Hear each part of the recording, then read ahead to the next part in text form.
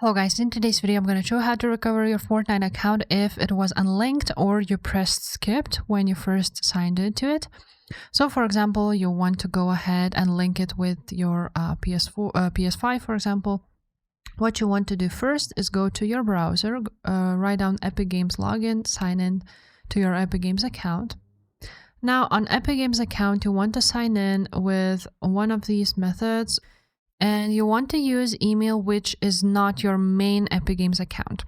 So you want to write down the one which is connected to, so for example, maybe PlayStation account, and just sign into it. Now, once you will sign into your, not the main account, you're going to go to apps and accounts. And from here, you're going to see, for example, your PlayStation network connected, just like this. And what you want to do is click remove button. After that, you're going to click remove account, just like so. After this, you want to sign into your main account of Epic Games. And again, you want to go to apps and accounts. And from here, you want to click connect option. Then you're going to click connect account. And you're going to need to sign into your PlayStation or Xbox, whatever account.